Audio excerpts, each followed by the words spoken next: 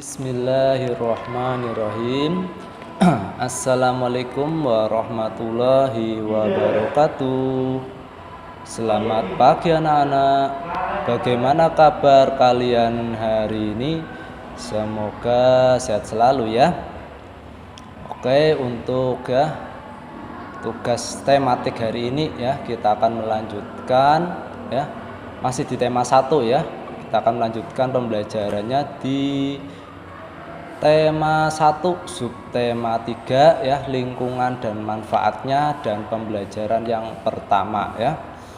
Hari ini kita akan memasuki ya subtema yang baru, subtema yang ketiga ya. Kemarin anak-anak sudah mengerjakan ya penilaian harian yang subtema 2. Nah, untuk hari ini ya kita akan belajar subtema yang ketiga ya, lingkungan dan manfaatnya, dan pembelajaran yang pertama. Ya, sebelum kalian mempelajari ya apa yang ada di pembelajaran 1 ini, alangkah baiknya kalian berdoa terlebih dahulu ya. Anak-anak bisa pause videonya, kemudian kalian berdoa. Oke, jika sudah berdoa ya, kalian siapkan buku tematiknya ya. Kalian siapkan buku tematiknya dan buka halaman 124. Nah, di situ ada sebuah bacaan ya. Sebuah bacaan tentang gerabah dari Pulau Madura.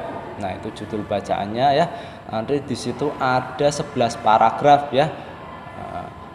Nanti kalian simak ya video ini dan juga bukunya. Oke, kita masuk ke paragraf yang pertama. Salah satu warisan karya budaya yang sangat tua, luas persebarannya dan mampu bertahan hingga sekarang adalah gerabah ya. Nah, apa sih gerabah ini? Ya, gerabah adalah barang pecah belah dari tanah bakar yang dibuat secara tradisional. Gerabah juga dikenal dengan sebutan tembikar ya, nama lain dari gerabah ya. Gerabah konon sudah dibuat manusia sejak mereka hidup menetap dan mulai bercocok tanam beberapa tahun sebelum tahun Masehi, dan kini masih kita dapatkan di seluruh pelosok Nusantara, tidak terkecuali di Pulau Madura ya. Jadi di sana di Pulau Madura itu banyak ya kerajinan gerabah. Oke, itu paragraf yang pertama ya. Kita masuk ke paragraf yang kedua. Pada situs-situs kebudayaan dan purbakala banyak dijumpai gerabah atau tembikar yang difungsikan sebagai peralatan atau perkakas rumah tangga dan untuk keperluan peribadahan serta penguburan mayat. Ya, gerabah yang paling sederhana dibuat dan dibentuk hanya menggunakan tangan dengan ciri adonan yang kasar, dan bagian-bagian gerabah tersebut masih dipenuhi oleh jejak-jejak jari. Selain itu bentuknya kadang tidak simetris ya. Ini gerabah zaman dulu ya, bentuknya masih sederhana ya. Contohnya ini seperti ya, banyak jejak jari-jarinya ya di gerabahnya itu masih kurang bagus ya. Nah, ini contoh gerabah di zaman dulu ya. Nah, kita masuk ke paragraf yang ketiga. Tidak terkecuali di Pulau Madura, gerabah dibuat untuk difungsikan sebagai peralatan sehari-hari masyarakat setempat yang dilakukan secara tradisional seperti apa yang dilakukan oleh para pendahulunya ya. Jadi di Pulau Madura ini gerabah itu difungsikan sebagai peralatan sehari-hari masyarakat setempat di sana ya. Misalnya peralatan memasak bisa ada yang pakai gerabah ya. Kemudian peralatan yang lain juga ada ya, seperti misalnya guci ya untuk hiasan ruangan. Nah, itu juga bisa pakai gerabah. Lanjut, kesamaan pembuatan gerabah di Madura sekarang ini dengan para pendahulunya adalah proses pembuatan dan bentuknya yang masih tradisional sama. ya, seperti gerabah-gerabah yang dihasilkan pada zaman terdahulu ya. Ternyata masih sama ya, bentuk maupun proses pembuatannya ya. Di Madura itu pembuatan gerabahnya itu ya masih sama dengan pendahulunya, baik dari bentuknya maupun dari proses pembuatannya ya. Lanjut ke paragraf 4. Gerabah-gerabah yang dihasilkan oleh para pengrajin di Madura adalah gerabah yang dibuat dari tanah liat yang berwarna kuning dengan pasir halus ya. Di sana itu gerabahnya itu terbuat dari tanah liat yang warnanya kuning ya, dengan pasir halus untuk menghaluskan ya. Tanah liat hitam juga ada ya, tanah liat hitam dapat juga dipergunakan. Nah, tetapi ada kekurangannya ya, yaitu kekurangannya kalau tanah liat hitam itu kualitasnya kurang baik ya. Lebih bagus yang tanah liat yang berwarna kuning ya, agak kekuningan ya. Nah, itu bahan ya yang dibuat untuk membuat gerabah ya yang ada di Madura. Oke, kita masuk ke paragraf kelima ya. Beberapa daerah di Madura menjadi penghasil gerabah seperti di Mandala, Andulyang, Dukoru Baru, Yangkatan Kyangyan, Baragung ya, Pademawa, Dalpenyang Pakaporan, dan Blega Bangkalan. Nah, itu ya tempat-tempat atau beberapa daerah sebagai penghasil gerabah di Madura. Nah, di antara daerah-daerah tersebut ya yang sangat terkenal adalah Karangpenang, Sampang, dan Andulang Sumenep ya. Nah, itu ada dua tempat atau dua daerah yang sangat terkenal dengan pengrajin gerabahnya ya. Kedua daerah tersebut memproduksi gerabah dalam bentuk genteng ya. Nah, itu paragraf yang ke-6 ya, daerah-daerah yang pengrajin gerabah yang ada di Madura sana ya. Kemudian paragraf berikutnya, memang tidak semua daerah di Madura menghasilkan gerabah. Hal ini disebabkan karena tidak semua wilayah di Madura memiliki struktur tanah liat yang dijadikan bahan dasar pembuatan gerabah ya. Nah, tidak semua di daerah Madura itu memiliki struktur tanah liat yang bagus ya, yang bisa dibuat untuk pembuatan gerabah ya. Jadi hanya beberapa tempat saja yang bisa menghasilkan gerabah ya. Secara umum tanah-tanah di Madura menghasilkan pasir yang tinggi karena Pulau Madura dikelilingi oleh pantai sehingga tidak bisa digunakan untuk membuat gerabah ya. Nah, ini adalah kekurangannya ya. Karena banyak mengandung pasir yang tinggi di sana ya, maka unsur tanah liatnya tidak bagus di sana untuk membuat gerabah ya. Jadi hanya di beberapa tempat saja yang bisa menghasilkan gerabah ya. Oke, lanjut lagi. Nah, paragraf ke-8. Di antara daerah-daerah penghasil gerabah tersebut ada semacam perjanjian kerja untuk membuat barang-barang yang sudah ditentukan secara turun-temurun atau spesialisasi. Dengan spesialisasi ini persaingan dapat dicegah ya.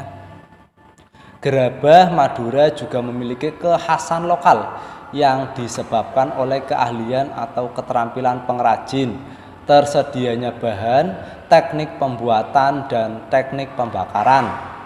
Dengan spesialisasi dan ciri khasnya itu, banyak kampung diberi nama sesuai dengan nama jenis tembikar tertentu ya. Jadi itu ya, di sana ya terdapat semacam perjanjian kerja ya dalam membuat gerabah ya secara turun-temurun atau bisa dinamakan spesialisasi ya. Nah, ini fungsinya untuk mencegah ya terjadinya persaingan di sana ya. Nah, gerabah Madura ini juga memiliki kekhasan lokal ya, kekhasan lokal masing-masing ya, yang disebabkan oleh keterampilan atau keahlian pengrajin itu sendiri ya. Kemudian bisa juga tersedianya bahan, teknik pembuatannya atau teknik pembakarannya ya berbeda-beda ya. Maka muncul kekhasan lokal mereka tersendiri ya. Lanjut lagi.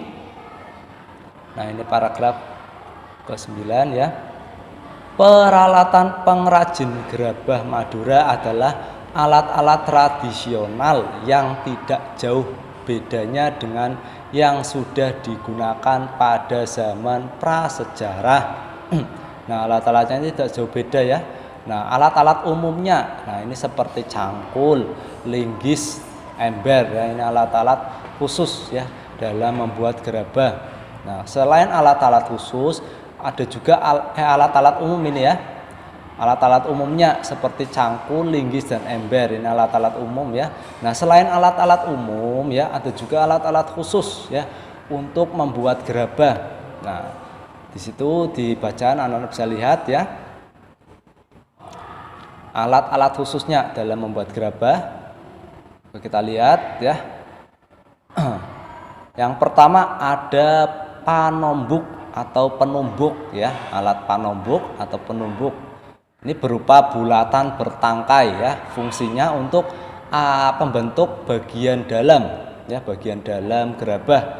Ini ya penumbuk. Kemudian yang kedua ada panempa atau penempa ya, fungsinya untuk pembentuk dan menghaluskan bagian luar berupa sekeping papan ya. Berupa papan ya, penempa ini ya. Kemudian yang ketiga ada pangorek atau pengorek ya, pengerok ya. Pangorek atau pengerok. Nah, ini sejenis sabit bermata miring, bertangkai panjang ya, bentuknya seperti sabit ya. Kemudian fungsinya untuk menghaluskan bagian dalam ya. Ini fungsinya menghaluskan bagian dalam ya. Kemudian yang keempat ada panyabungan. Nah, panyabungan ini adalah wadah air ya, wadah airnya. Fungsinya untuk menetesi gerabah dengan secarik kain agar mudah dihaluskan ya. Jadi ditetesi air ya, tanah liatnya agar mudah dihaluskan. Nah, wadahnya namanya ini ya, panyabungan. Kelima ada pangelet. Nah, pangelet ini adalah secarik kain ya, secarik kain, fungsinya untuk membentuk bibir gerabah ya. Bibir gerabah ini fungsinya. Kemudian yang alat yang keenam ada pangajakan ya. Ini sejenis nyiru ya, siru ya. Pangajakan ini berfungsinya untuk ayakan pasir ya, agar lebih halus ya pasirnya ya, diayak. Kemudian yang ketujuh ada pangabuan. Nah, pangabuan ini tempat abunya ya, tempat abu pembakaran ya. Ini ada, berarti sudah mulai proses pembakaran, nanti ada pengabuan alatnya ya, tempat abunya. Kemudian yang kedelapan ada panompal. Nah, panompal ini adalah alat untuk menyisikan abu dari pembakaran ya.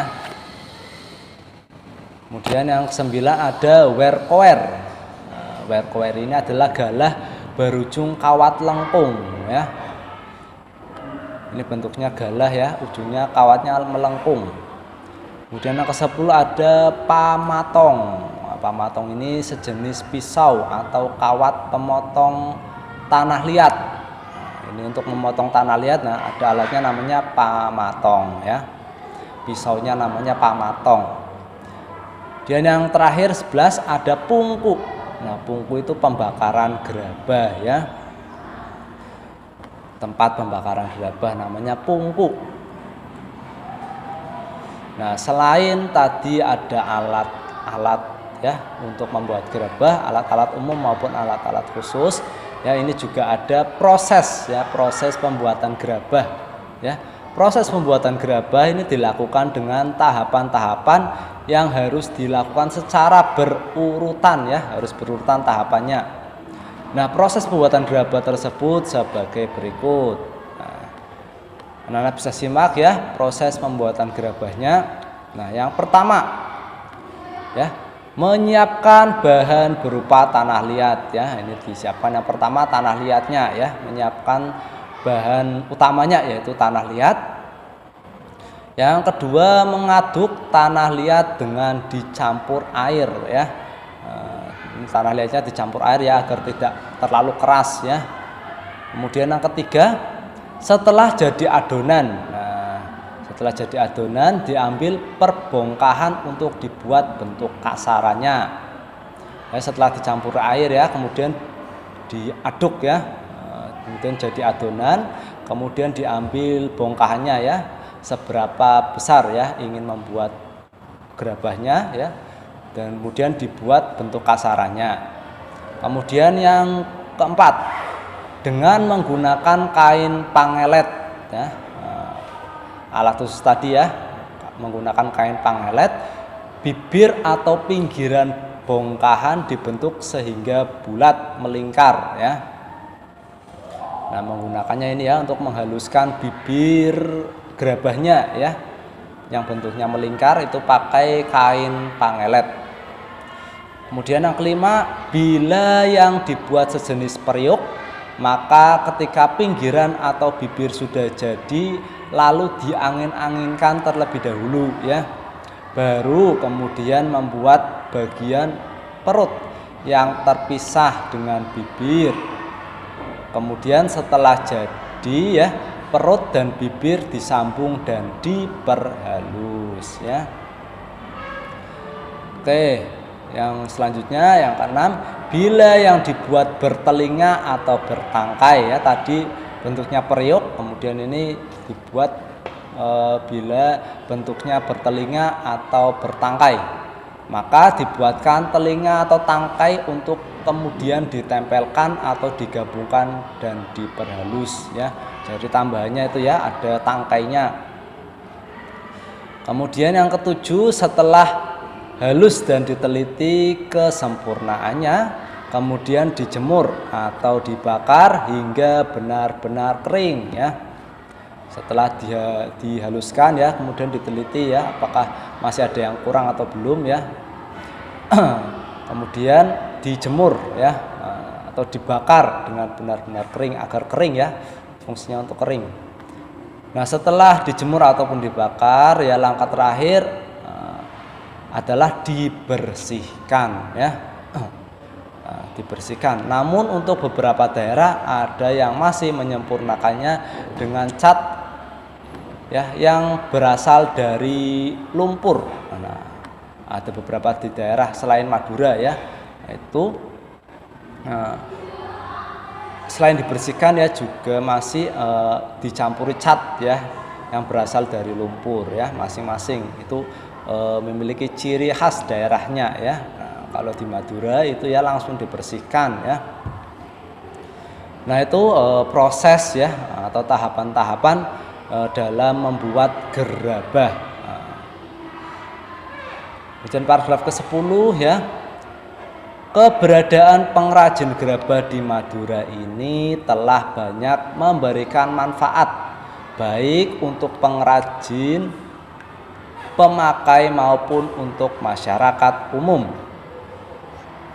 Pemakai gerabah Madura memperoleh banyak keuntungan seperti harganya murah, anti karat ya, mudah dibersihkan dan mengurangi polusi. Di samping itu juga dapat menyerap banyak tenaga kerja. Kerajinan gerabah ini juga merupakan salah satu cara melestarikan warisan budaya yang telah turun-temurun. Mengingat manfaat-manfaat tersebut ya, maka pelestariannya perlu mendapat perhatian kita semua. Salah satu caranya dengan menjaga kualitasnya ya. Itu ya, jadi gerabah ini memiliki banyak sekali manfaat ya untuk masyarakat umum ya, maupun pengrajin atau pemakai ya. Nah, salah satunya itu mengurangi polusi udara. Nah, kemudian menambah ya lapangan pekerjaan atau tenaga kerja ya. Nah, itu salah satu manfaat dari ya keberadaan gerabah ya. Paragraf terakhir ya, meski gerabah masih tetap diproduksi, tetapi dalam perkembangannya dihadapkan pada produk-produk modern. Produk-produk modern tersebut tidak hanya proses pembuatannya yang modern, namun juga menggunakan bahan-bahan yang lebih praktis dan lebih tahan lama seperti dari plastik, karet, besi, dan aluminium. Akibatnya lambat laun menggeser keberadaan gerabah. Para pengrajin pun juga terancam ya. Ini karena ada akibat globalisasi ya. Modern globalisasi ya. Banyak produk-produk modern. Nah, gerabah ini juga termasuk ya. Ada gerabah yang modern. Bahan-bahannya juga lebih bagus ya. Lebih tahan lama. Selain bahan juga proses pembuatannya pun berbeda ya. Bahkan lebih praktis dan lebih cepat ya proses pembuatannya. Nah, ini akan mengakibatkan para pengrajin gerabah yang tradisional akan terancam ya. Itu paragraf yang terakhir. Nah, untuk tugas kalian hari ini ya, silakan kalian akan mengerjakan latihan soalnya. Nah, nanti di situ sudah Ustaz buatkan 10 soal ya. Nah, ini soal yang pertama, pilihan ganda ya. Nomor 1 sampai nomor 7 itu pilihan ganda ya. Nomor 8 sampai nomor 9 isian. Nah, silakan anak-anak kerjakan ya. Nah, anak-anak kerjakannya, tulis jawabannya saja ya. Tulis jawabannya saja di buku tulis kalian masing-masing ya. Ini soal yang pertama. Ini soal yang kedua ya. Anak-anak bisa stop dulu ya videonya, kemudian anak bisa baca soalnya ya, kemudian dikerjakan. Ini soal yang nomor 3 ya. Daerah yang paling terkenal sebagai penghasil gerabah ya. Kemudian yang nomor 4, ide pokok paragraf ke-7 tadi apa ya? Ide pokoknya. Soal nomor 5,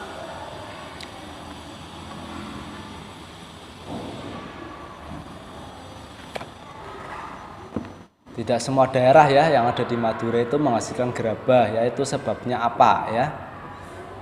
Kemudian nomor 6, nah ini alat khusus ya untuk membuat gerabah. Nah, salah satunya itu pangelet. Nah, fungsinya untuk apa itu pangelet? Nomor 7, nah ini manfaat manfaat gerabah ya. Tapi kecuali yang berarti yang bukan manfaat gerabah ya. Nomor 7. Kemudian nomor 8. Nah, ini isian ya.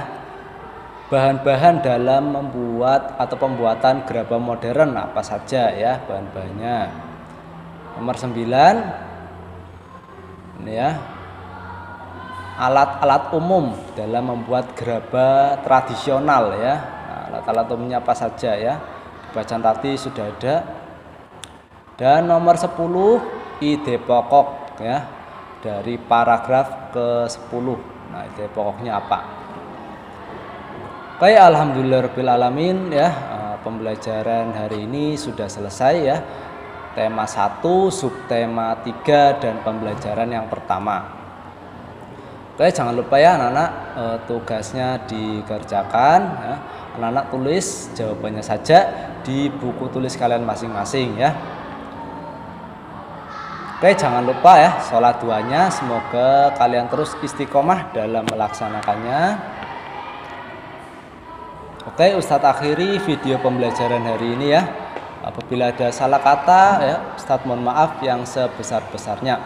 Wabillahi taufiq walhidayah. Wassalamualaikum warahmatullahi wabarakatuh.